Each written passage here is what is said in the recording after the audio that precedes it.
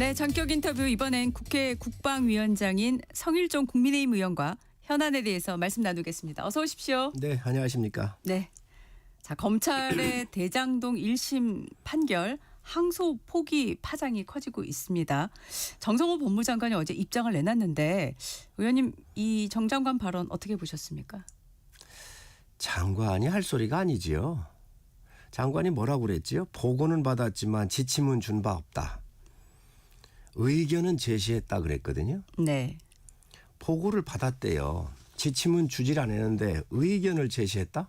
이게 도대체 무슨 말입니까? 있을 수가 없는 얘기잖아요. 신중하게 판단하면 좋겠다. 네. 검사들이요. 다 이거를 항고해야 한다라고 다 했어요. 의견 다 모았어요. 다 결정이 됐던 거예요. 네. 그러다가 몇 분 안 남겨놓고 이거 뒤집힌 거잖아요.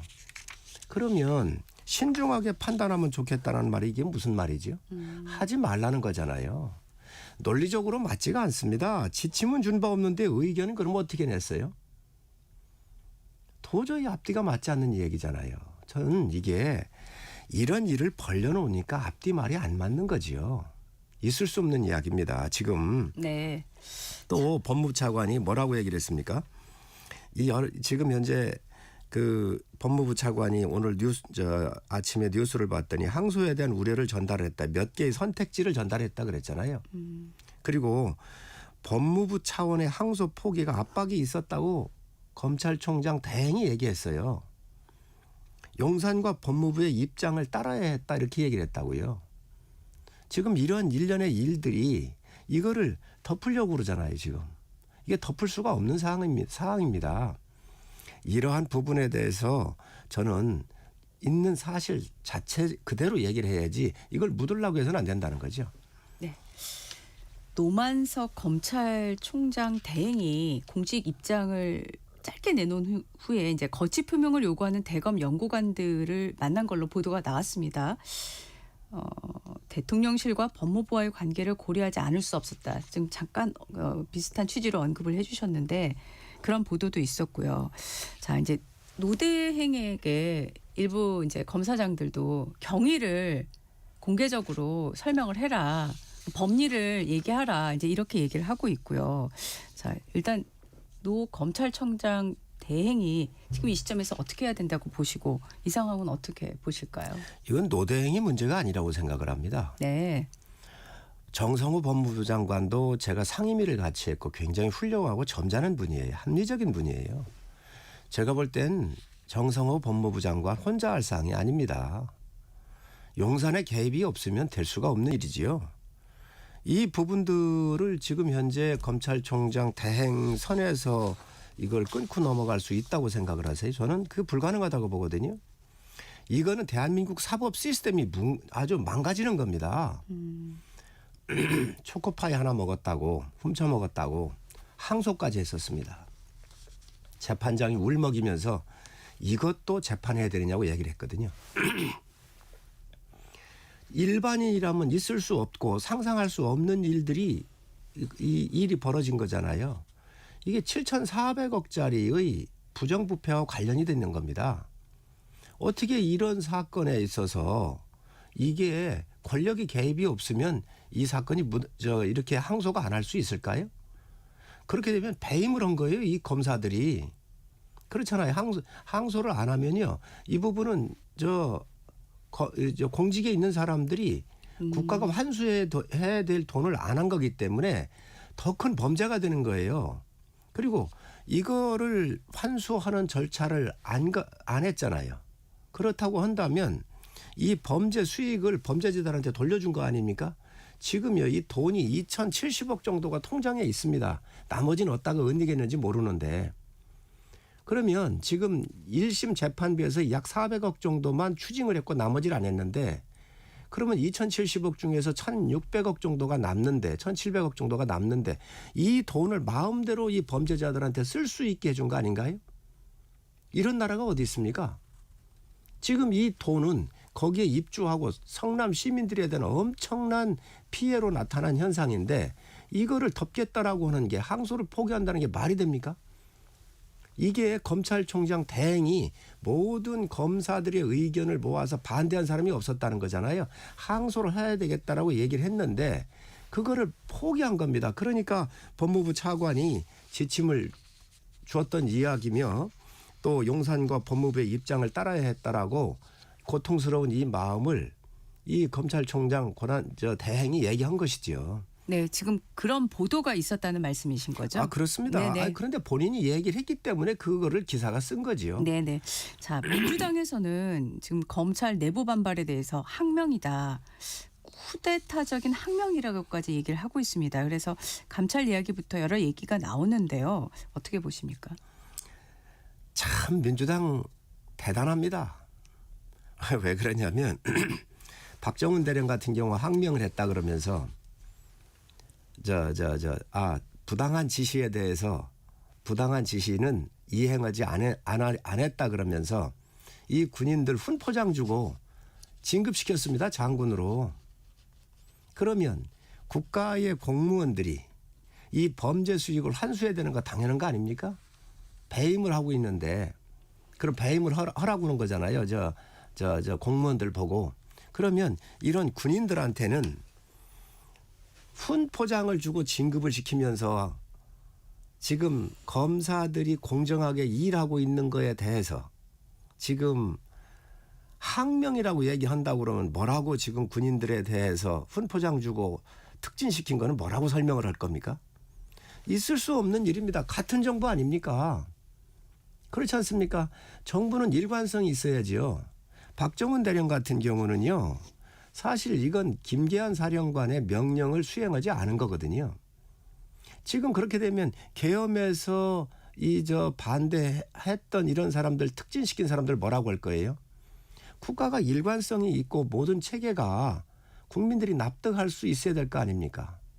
그런데 지금 이 부분에 대해서 검사들이 지금 항명이라고 그러는데 아니 초코파이 하나 아까도 말씀드렸듯이 그거 배고파서 먹은 사람도 항소를 했는데 검찰이 이렇게 7천억이 넘는 어마어마한 이게 부정부패와 관련된 이득을 취한 사람들을 지금 현재 통장에 2,070억인가 있다는데 이것도 환수하지 못하게 한 사람들을 갖다가 못하게 해놓고 이 사람들 갖다가 항명으로 처단하겠다 그러면 지금 훈포장 주고 특진시킨 사람부터 다 캔슬하십시오. 그래야 논리적으로 맞습니다.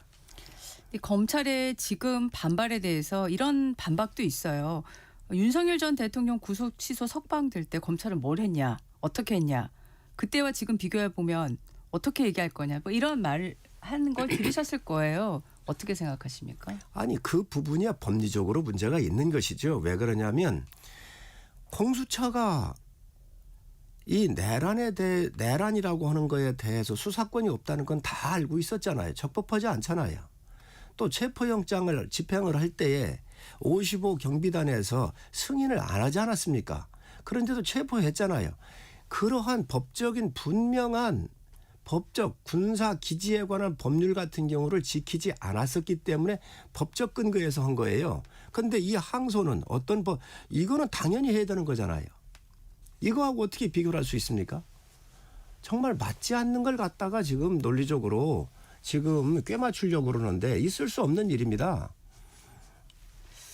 지금 추징금 얘기를 아까 하셨어요. 추징금 환수 논란도 지금 크게 이제 주목을 받고 있는데 지금 범죄 수익 국고 환수 기회가 박탈됐다고 하는데 한쪽에서는 또 민사소송으로 성남도시개발공사가 지금 하고 있다. 이렇게 얘기를 하고 있거든요. 어떻게 봐야 될까요? 그 형사에서 7,400억이 항소 포기로 무죄가 되게 되어 있잖아요. 무죄가 됐는데 이게 어떻게 민사소송을 갈 수 있죠? 형사소송을 해놓고 거기에서 그래도 나오고 이기고 해야 국가적으로 보면 일관성이 있지.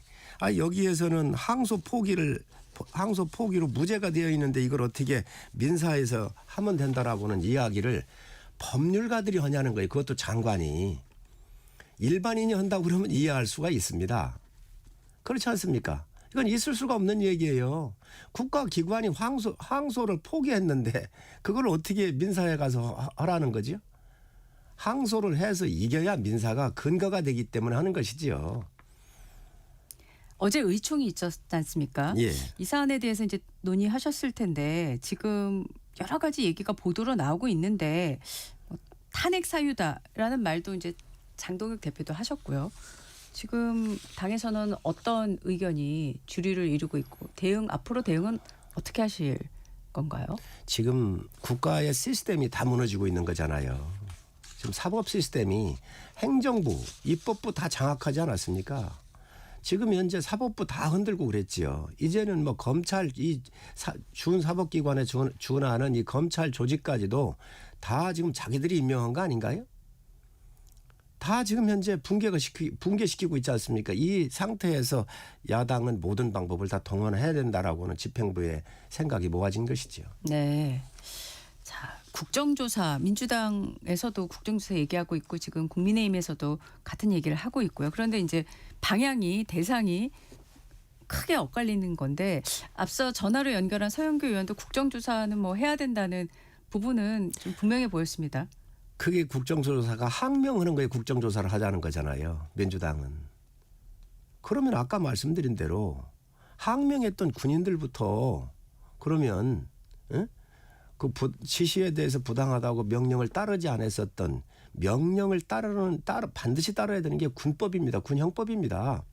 그런데 그거부터 그럼 바꿔야지요. 지금 그게 아니라 네. 나라의 이 사법 시스템을 붕괴시킨 그리고 이 항소하지 못하도록 압력을 넣은 게 용산인지 장관인지 이런 것들을 조사를 하고 이것들에 대해서 특검을 하고 또 그거에 대해서 분명히 문제가 있는 거에 대해서 탄핵을 해야 되는 것이지요. 안 그렇습니까? 지금 현재 항명한 걸 가지고 국정조사를 하자? 맞는 얘기를 해야지. 이렇게 지금 전 있을 수 없는 이야기를 지금 여당이 하고 있다고 생각하면 얼마나 공색하면 이렇게 얘기를 하겠습니까? 노만석 검찰총장 대행에 대한 사퇴 요구가 검찰 내부에서는 점점 목소리가 커지고 있는 것 같고요. 정성호 법무부 장관에 대한 거취 얘기도 또 나오고 있는 것 같습니다. 정치권에서. 의원님께서는 어떻게 생각하십니까? 이런 사태에 대해서 지금 다 책임이 있는 거 아닌가요? 노만석 검찰총장 대행이 이걸 막았어야지요. 검찰 조직을 보호하고 국가의 올바른 사법 시스템을 자기가 탑에 있는 사람 아닙니까? 장관이나 용산에 요구가 있더라도 안 됩니다라고 막았어야지요. 아니 이거를 막지 못한 책임이 있는 건데 그거에 대해서 본인이 버틸 수 있겠습니까? 그러니까 거취를 고민하는 것 같고 장관도 그렇습니다. 정치하신 분입니다. 그런데 장관도 이거를 막아줘야지요. 그렇지 않습니까? 그렇기 때문에 이에 대한 책임을 저는 져야 한다고 생각을 합니다. 네. 자, 외교 안보 현안으로 질문을 좀 옮겨보겠습니다. 자, 한미 공동 설명 자료 팩트시트 발표가 지금 계속 늦춰지고 있습니다. 어제 김영배 민주당 의원이 저희 인터뷰에서 러트닉 미 상무장관이 목리를 부린다는 말을 들었다면서 이게 한미 간 이견보다는 미국 정보 기관 내의 조율 이 때문에 늦어지는 걸로 본다고 말씀을 하셨는데요. 의원님께서는 어떻게 보십니까? 이재명 정부의 말은 다 신뢰를 이미 잃었죠. 먼저 뭐라 그랬습니까? 정말 잘된 회담이어서 너무도 잘된 회담이어서 협약서 공동성명이 필요 없었다고 얘기를 하잖아요. 그리고 또 사단이 벌어졌던 거 아닙니까? 이번에 경주에서도 회담 잘 됐다고 그랬잖아요. 공동성명 하나도 없었지 않습니까? 공동 기자회견조차도 없었잖아요. 그래 놓고 나와서 지금 현재 미국 보고 그 안에 문제가 있다. 응? 미국에 마치 문제가 있는 것처럼 얘기를 하고 있지 않습니까? 우리부터 먼저 밝히면 됩니다. 뭘 밝히면 되느냐? 농산물 시장 개발 쌀하고 쇠고기 이 부분 어떻게 했는지. 아니 우리는 개방 없다 이렇게 얘기를 했지 않습니까? 민주당은 아니다. 다 개방한다고 얘기를 했고 이거 밝히시면 됩니다. 반도체 대만 수준에서 우리가 똑같은 조건으로 이 협상이 됐다 그런데 협상 테이블에도 올라오지 않았다라고 하는 게 미국의 얘기지 않습니까? 이것들 밝히면 됩니다. 그런데 왜 이런 부분들에서 밝히지 못하냐는 거지요. 그래놓고 미국 보고 지금 미국에서 문제가 있다가 얘기를 하는데 그러면 미국이 아니 이런 부분이 말이 틀리잖아요. 그러니까 이거부터 클리어를 해줘야죠. 저는 이미 이 관세 협상을 하면서부터 이 정권의 말에 신뢰는 이미 잃었다라고 생각을 합니다. 네. 지금 미국 내에서 이제 연방 대법원이 트럼프 정부의 관세 정책을 놓고 지금 심리에 들어가고 있지 않습니까? 그래서 지금 시점에서 한미 양국이 이 관세 합의 문제를 좀 속도 조절해야 되는 거 아니냐는 이런 시각도 나오고 있는데 반대로 이제 김영배 의원 같은 경우에는 어제 이제 하루라도 빨리 경제 불확실성을 걷어내기 위해서라도 합의를 빨리 도출해서 문서화하고 이후에 후속 조치를 하는 게 필요하다는 취지로 말씀을 하셨거든요. 의원님 생각은 어떠십니까? 연방 대법원에서 나오는 사법의 영역하고 양국의 협상하고 있는 영역은 완전히 틀린 것이지요. 그리고 대한민국만 관련되는 사법적 판단이 아닙니다. 이거는. 그렇지 않습니까? 네.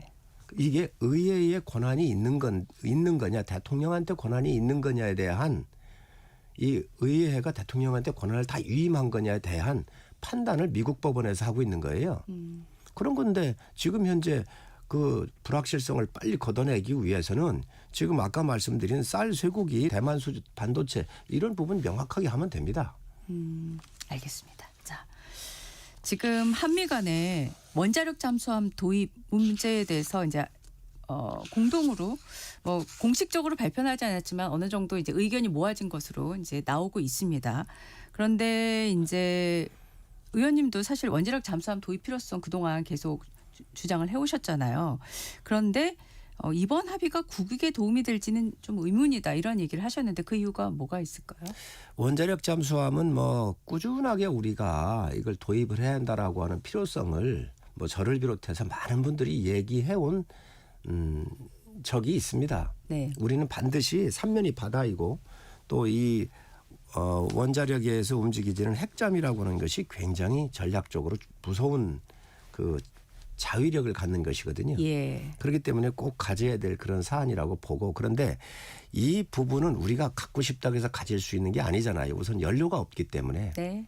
그런데 미국의 정책 변화를 잘 봐야 됩니다. 지금 중동을 미국이 정리했지요. 지금 유럽을 정리하면서 나토 국가한테 방위비 5%를 올리라고 하고 있잖아요. 그러면 나토의 방위비가 미국보다 많아집니다.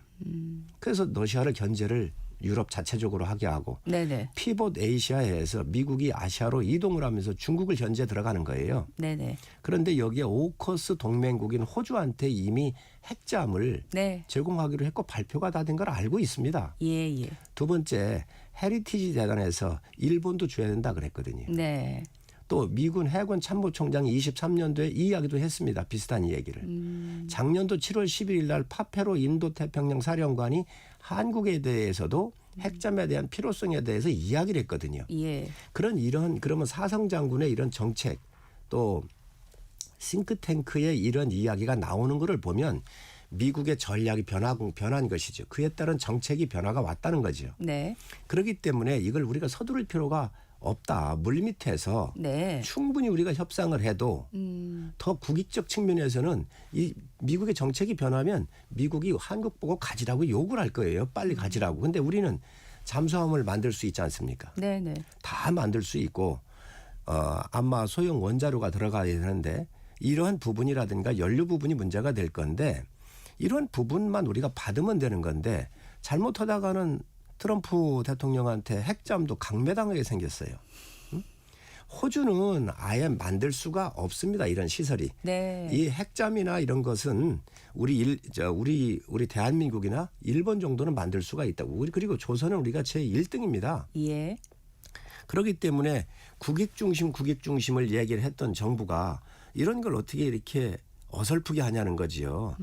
핵잠을 갖는 것 자체에 대해서는 네. 뭐 다 동의를 합니다. 그러나 그 방법으로 들어가서 국익 중심이라고 하는 측면에서 접근하는 방법을 봤었을 때는 아주 잘못됐다는 것이죠. 네. 자, 남북관계 얘기 좀 질문 드려보겠습니다. 최근 북한이 한미훈련을 강하게 비난을 했습니다. 국방부는 뭐 당연히 유감을 표명했고요. 그런데 정동영 통일부 장관이 한미연합훈련 조정을 재차 거론을 했습니다. 어떻게 보십니까? 군의 생명은 평화를 지키기 위한 거예요. 그럼 평화를 지키려면 어떻게 되겠습니까? 훈련 없는 군대가 존재할 이유가 있습니까? 훈련 안 하고 군대가 어떻게 이 국가의 방위를 담당을 해요. 훈련 없이 어떻게 평화가 유지가 될 수가 있습니까? 그런데 국방부 장관 따로 통일부 장관 따로 이게 말이 틀립니다. 한 정부 아닙니까? 그러면 이 정부에는 국무조정실장도 없습니까? 총리도 없습니까? 대통령은 이런 회의를 안 하시겠습니까? 어떻게 한 정부 내에서 장관 따로 장관이 얘기를 하면 국방부 장관이 부인을 하고 말이지요. 있을 수 없는 이야기입니다. 정말로 이건 아마추어 정권이에요. 아마추어도 이런 아마추어가 없습니다. 지금 북한이 적대적 두 국가로는 들고 나왔잖아요. 네. 우리가 이 통일에 대할 대상이 아닙니다. 그런데 지금 훈련 없는 군대를 만들겠다라고 하는 게 이게 같은 정부 내 장관이 틀리 나온다고 그러면 이 안보를 어떻게 하자는 거지? 저는 아주 이해할 수가 없습니다. 알겠습니다. 자, 이제 지방선거 얘기 쪽으로 좀 넘어가 보겠습니다. 민주당은 어제 전국 지역위원장 워크숍을 열었습니다. 지방선거 모드를 이제 본격적으로 가동하는 그런 모양새로 보이는데, 근데 민주당이 오세훈 서울시장의 시정 실패를 검증한다는 취지로 TF를 출범시켰는데요. 이 움직임 어떻게 보십니까? 민주당이 서울을 탈환을 해야 되겠는데 탈환하기가 어려운 것이지요. 지금 모든 데이터상에 보더라도 오세훈 시장이 압도적으로 나옵니다. 누구를 넣어도 안 되거든요. 그러니까 이제 김민석 총리까지 나서서 하시는 거 아닌가 생각을 합니다. 이거는 오세훈 시장을 더 키우는 그러한 지금 일들을 민주당에서 하고 있는 거 아닌가 하는 생각이 들고, 또 이제 세운 상가가 문제가 된 거잖아요. 예. 흉물인 거는 뭐 전 국민이 다 알고 있지 않습니까? 그런데 이게 이제 종묘하고 연결돼 있는 것이죠. 민주당의 방식대로 한다면 대법원하고 싸워야지요. 왜냐하면 대법원까지 가가지고 재개발에 대한 필요성에 대해서 대법원이 판결을 낸 거 아닙니까? 네. 그러면 그때 이러한 여러 가지 고려해서 그때 문제 제기를 했어야 되고, 또 대법원 그러면 탄핵하면 될 거 아닙니까? 그렇게 탄핵을 잘하시고 하는데 민주당 입맛에 안 맞으면 다 탄핵을 하지 않았습니까? 전 정권도 32번씩 32번씩 다 탄핵하고 했는데 이런 사안 갖고 가서 탄핵을 하면 될 일인데 뭐 그런 걸 안 하면서 지금 오세훈 시장한테 포커스를 맞추는 거 보면 저는 오세훈 시장이 역시 선두에서 이게 난공불락이구나 하는 것을 지금 민주당이 인정하는 거 아닌가 생각을 합니다. 네.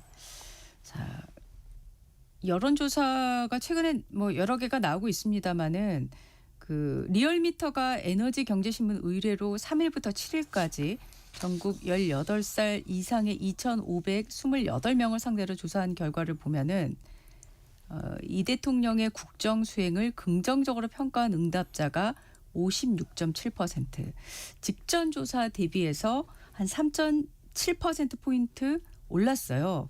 정당 지지도를 보면 민주당이 46.5, 국민의힘이 34.8입니다. 그래서 양당의 격차가 전주보다 7.5%포인트에서 11.7%포인트로 벌어진 것으로 그렇게 나오고 있습니다. 네.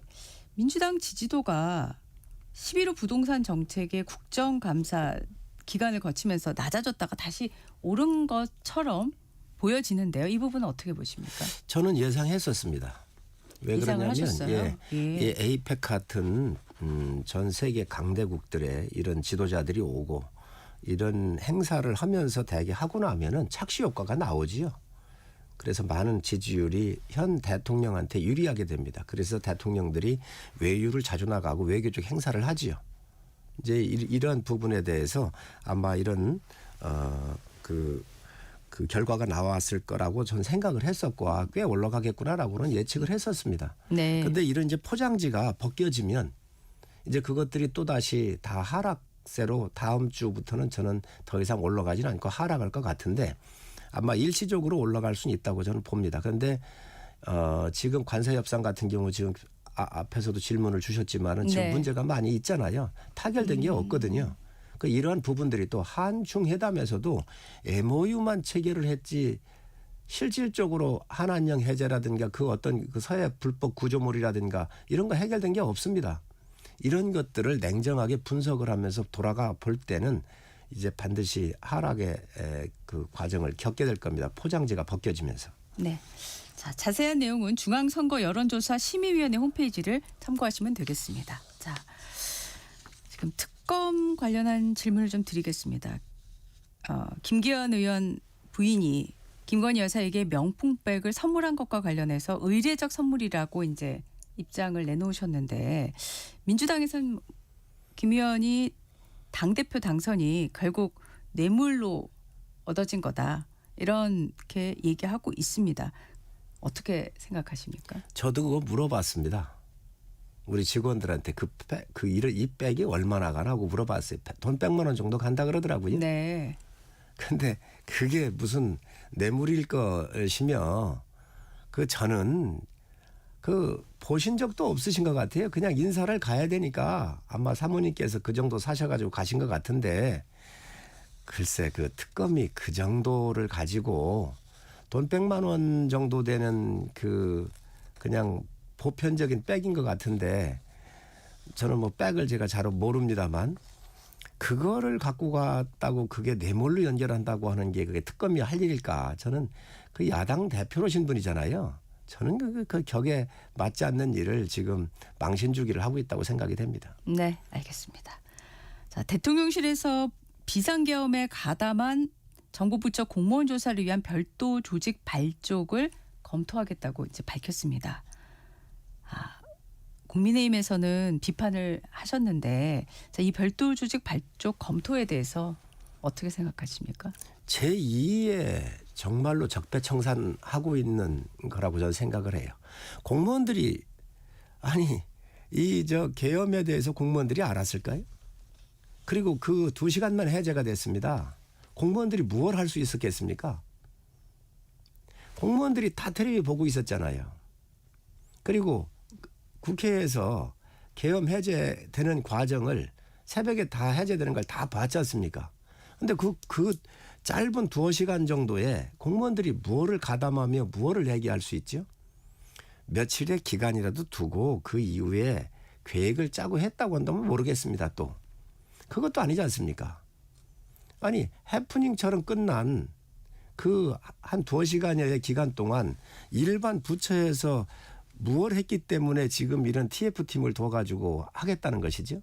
전 있을 수 없는 일이라고 생각을 하고 이거야말로 제2의 적폐청산 전 정권에 했었던 그 과정을 지금 따라가고 있는 거 아닌가 생각을 하고 이 정권이 지금 현재 여러 가지 사법 리스크 때문에 문제가 많고 이러니까 이러한 부분들을 더 통제하기 위해서 하고 있는 그러한 그 통치 방식이 아닌가 생각을 합니다. 네. 오늘 말씀 여기까지 듣겠습니다. 지금까지 성일종 국민의힘 의원이었습니다. 고맙습니다. 네, 감사합니다. 잠시 후 글로벌 톡톡으로 돌아오겠습니다.